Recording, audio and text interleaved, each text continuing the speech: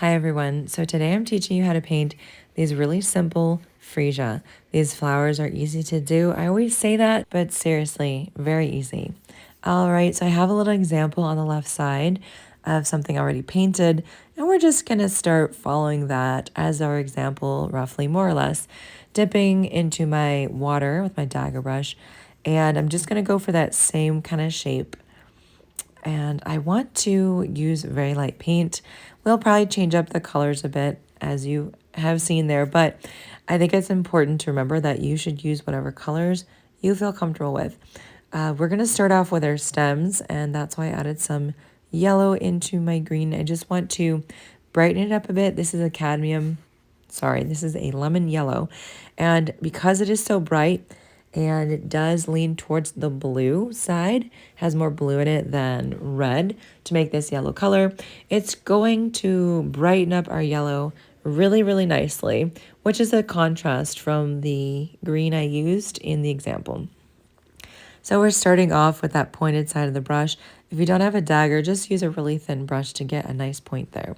And we're just going to make kind of a Y shape with our stems. So really lightly, I'm not using a lot of pressure on the paper. So we'll add in a few little leaves here. The leaves are not freesia leaves, they're just whatever I've decided to put in here.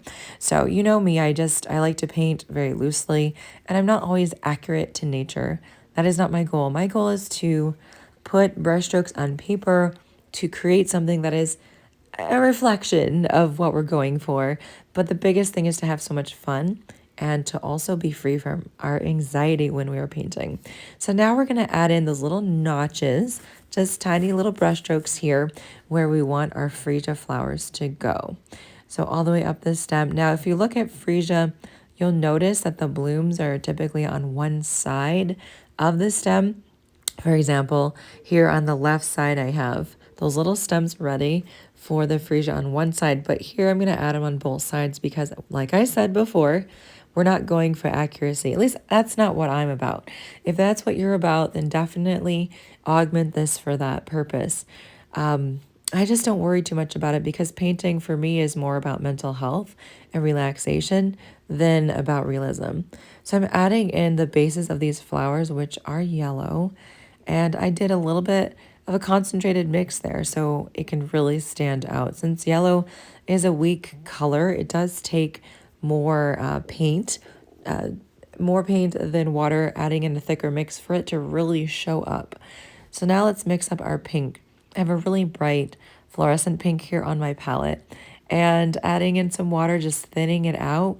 We're going to start making, and let's think about all this in basic shapes. We're going to start making kind of little oval shapes, and we'll make 3 connecting here to our side facing flower, maybe a little bit filling that in more. Okay. And we have our biggest flower at the base, of course, getting smaller as we get up to the top because that's how things work. And so just thinking in terms of, I don't know, when I say blobs, we can think of it in terms of an oval. And maybe blob is just too basic, a little bit too simplified or relaxed. But I want you guys to think of this in a very easy way. There are already so many stresses in our life that we can't waste any more moments worried about what's going to happen tomorrow or will my brush strokes look okay. I want you to enjoy this process and find fulfillment in the art that you make.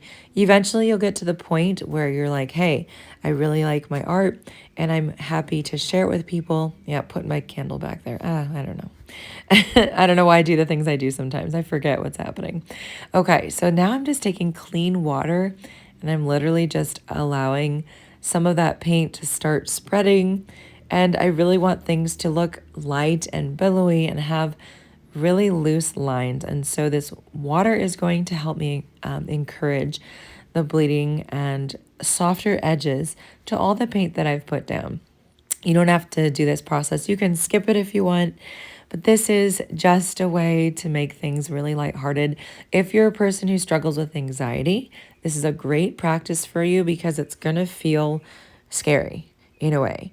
And sometimes we start to have fears around those things. That feels scary, even if it's art, especially if it's art. I have art students and I tell them, are we looking for perfectionism? And they know the answer is no, it's not what we're looking for. It doesn't exist. It shouldn't exist because we're just painting for ourselves and for practice and for getting better. I did let this dry, and now I'm going over with some more saturated paint, more paint to the water, and we're just going to add in some nice marks over what we had so that we can have it stand out, and it just gives a nice interest when you have several different values. And value refers to lightness and darkness of a paint. So adding in more water will create a lighter value. Adding in more paint, darker value. Let's do the same thing for our leaves over here, just lightly. And this is why I love the dagger brush, people, because it has the pointed tip as well as a thicker side on the bottom. So you can choose really a whole bunch of different brush strokes that you have at your fingertips with one little brush. It's pretty great. All right, we're finishing our little details here. And guys, if you're enjoying this video, please give it a like and subscribe to my channel and hit the notification bell so you don't miss on my videos in the future. And if you want to join Patreon, where you get exclusive tutorials, live stream access, even art prints, check the link in the description.